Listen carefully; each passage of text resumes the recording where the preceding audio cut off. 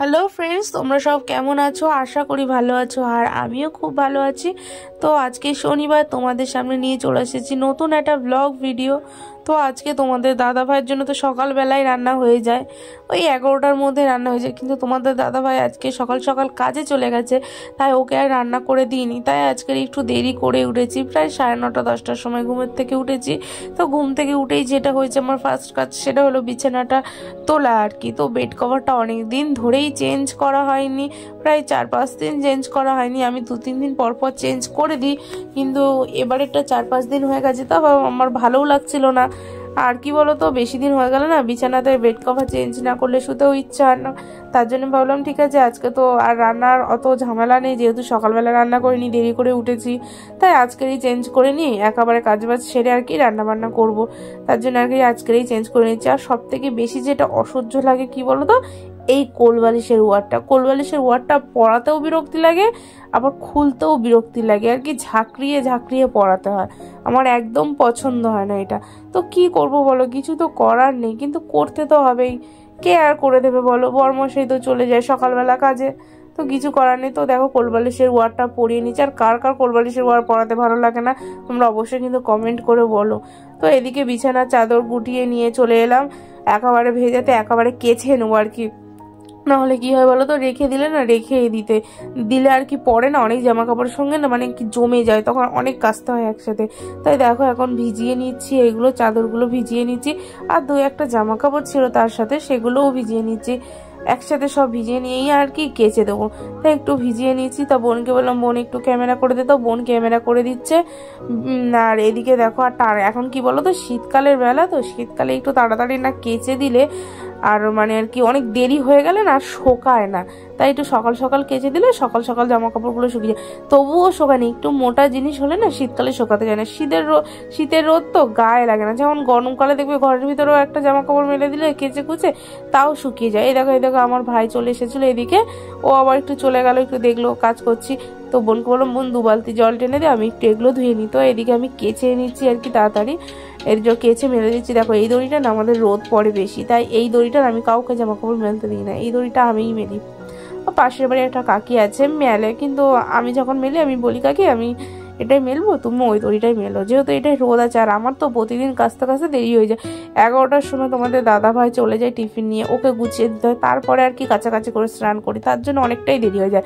যেহেতু আজকে রান্নার ঝামেলা ছিল না, তাই আজকে 10টা-11টার দিকে কেচে দিয়েছি, মানে 10টার দিকেই কেচে দিয়েছি, 10টা সাড়ে 10টার দিকেই কেচে দিয়েছি।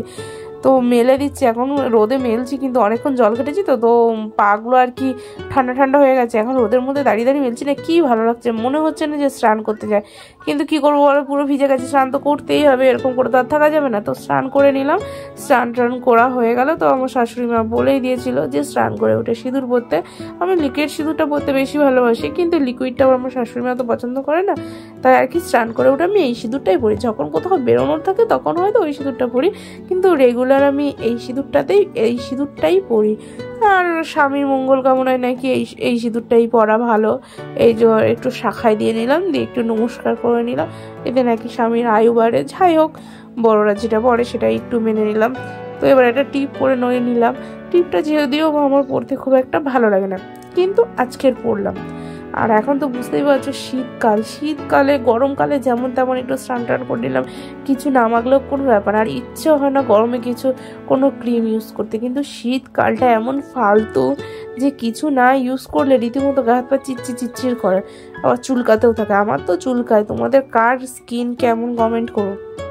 দেখো এখন মেখে নিচ্ছি নিভিয়া সফট। এই নিভিয়া সফট ক্রিমটা কিন্তু খুব ভালো, তোমরা কিন্তু ইউজ করতেই পারো এই ক্রিমটা কোনো অয়েলি চিপচিপে ভাব থাকে না, এই ক্রিমটা মাখলে একটা সফটনেস ভাব থাকে। আমার তো অয়েলি ভাব মানে একদমই পছন্দ, আমি কোনো অয়েলি ইউজ করি না, তো আমি এই ক্রিমটা খুব ভালোবাসি। যদিও বা আমি কোথাও ঘুরতে, এই নিভিয়া সফট ক্রিমটা আমি সারা বছরই ইউজ করি, কোথাও বেরোনোর ফাউন্ডেশন দেওয়ার আগে কোনো ময়শ্চারাইজার হিসেবে আমি এটাই ব্যবহার করি, এটা ভীষণ ভালো।